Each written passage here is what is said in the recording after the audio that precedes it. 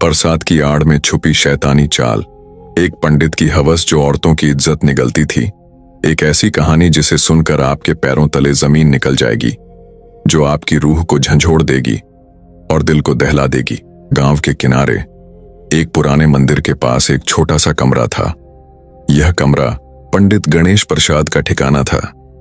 गणेश प्रसाद की उम्र 70-75 साल के करीब थी, लेकिन उसकी आंखों में अजीब सी चमक और बातों में ऐसी मिठास थी कि लोग उसकी तरफ खींचे चले आते। गांव वाले उसे नेक दिल और आलम फाजिल मानते थे। वह औरतों को प्रसाद देता और कहता, आपके दुख और परेशानियां दूर हो जाएंगी। लेकिन यह प्रसाद महज एक बहाना था। गणेश प्रसाद औरतों के जज्बात से खेलता, उनकी कमजोरियों को समझता और उनकी इज्जत को दांव पर लगाता। वह इतना चालाक था कि कोई उस पर उंगली ना उठा सकता। गांव वालों को लगता कि वह एक नेक आदमी है, लेकिन उसके कमरे की 4 दीवारियों के पीछे एक तारीख कहानी छपी थी। इसी गांव महेश नगर में सविता रहती थी। सविता खूबसूरत और ज़हीन थी। उसकी आंखों में मासूमियत और दिल में हिम्मत थी। वह एक गरीब किसान की बेटी थी और उसकी जिंदगी मेहनत और ख्वाबों के बीच गुजरती थी। सविता का दिल विजय पर आ गया था, जो गांव का एक ईमानदार दुकानदार था। विजय की दुकान गांव के बीच में थी, जहां वह छोटी मोटी चीजें बेचता था। उसकी सादगी और मेहनत ने गांव वालों का दिल जीता था। सविता और विजय की मोहब्बत छुपकर परवान चढ़ रही थी। वह कभी खेतों के किनारे, कभी गांव के पुराने बरगद के पेड़ के नीचे मुलाकात करते। लेकिन सविता के वालिद मनोहर लाल इस रिश्ते के खिलाफ थे। वह चाहते थे कि सविता की शादी किसी अमीर घराने में हो, ताकि उनका खानदान गरीबी से निकल सके। एक दिन सविता की मां लक्ष्मी ने उससे कहा, बेटी, पंडित गणेश प्रसाद के पास जा, उसका प्रसाद जादुई है। अगर तू उसे अपना दुख बताएगी तो वह तेरे लिए विजय से शादी का रास्ता निकाल देगा। सविता को यह बात अजीब लगी। उसे पंडित गणेश प्रसाद पर भरोसा नहीं था। गांव में चुपके चुपके अफवाहें थीं कि उसकी नीयत साफ नहीं। कुछ औरतें उसके पास गई थीं और वापस आने के बाद उनके चेहरों पर अजीब सी खामोशी छा जाती थी, लेकिन कोई खुलकर न बोलता। फिर भी लक्ष्मी की जिद के आगे सविता को झुकना पड़ा। बरसात के एक दिन सविता मंदिर की तरफ चली।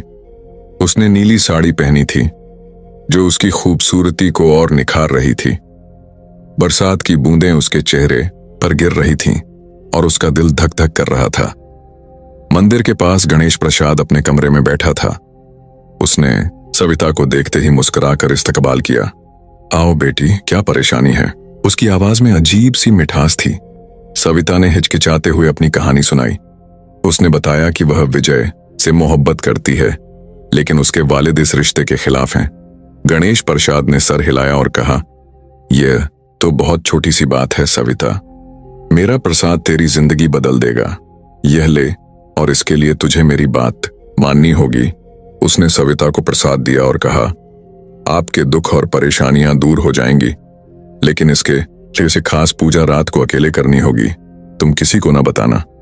सविता का दिल धक धक करने लगा। उसे गणेश प्रसाद की नीयत पर शक हुआ। उसने पूछा, क्या यह पूजा दिन में नहीं हो सकती? गणेश प्रसाद ने हंसते हुए कहा, बेटी, जादू रात को ही होता है।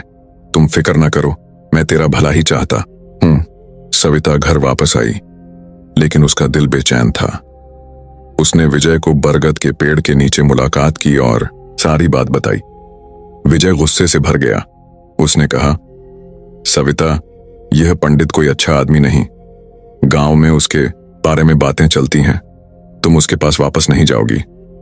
लेकिन सविता ने कहा, विजय, अगर हम उसे बेनकाब ना करेंगे तो वह और औरतों को अपनी चालों में फंसाता रहेगा।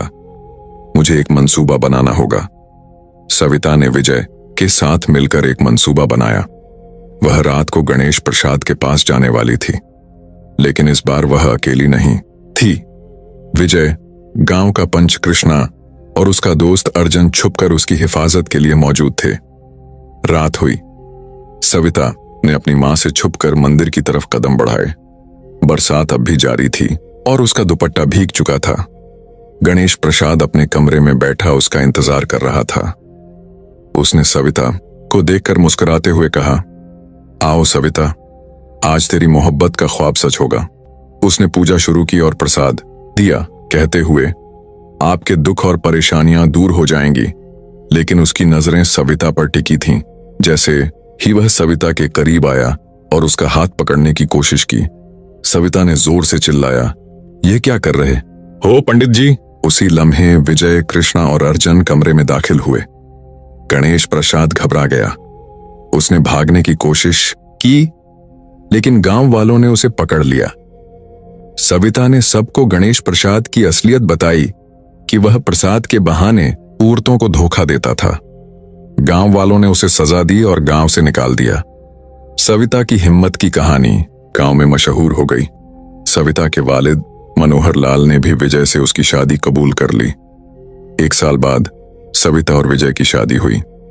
शादी के दिन विजय ने सविता के हाथ में एक चांदी का कंगन पहनाया, जो मोहब्बत का बंधन था, न कि किसी पंडित की चालाकी का। सविता ने घर संभाला और गांव की औरतों को सिलाई और कढ़ाई सिखाने लगी। विजय ने अपनी दुकान को बढ़ाया और दोनों की मोहब्बत हर रोज गहरी होती गई। लेकिन गणेश प्रसाद की कहानी खत्म न हुई। उसके दिल में बदले की आग सुलग रही थी। वह गांव से निकल गया, लेकिन उसने अहद किया कि वह सविता और गांव वालों से हिसाब चुकता करेगा। 1 साल बाद गांव में एक नई अफवाह फैली। एक नया पंडित शंकर दास गांव के करीब एक छोटे से आश्रम में रहने आया। उसकी उम्र भी 70-75 साल थी, लेकिन उसका चेहरा पुरकशिश था। वह औरतों को प्रसाद देता और कहता, आपके दुख और परेशानियां दूर हो जाएंगी। गांव की औरतें उसकी तरफ खिंची चली गईं। सविता को यह सब सुन कर शक हुआ। उसने विजय से कहा, यह शंकर दास कोई नया पंडित नहीं, मुझे लगता है कि यह गणेश प्रसाद की नई चाल है।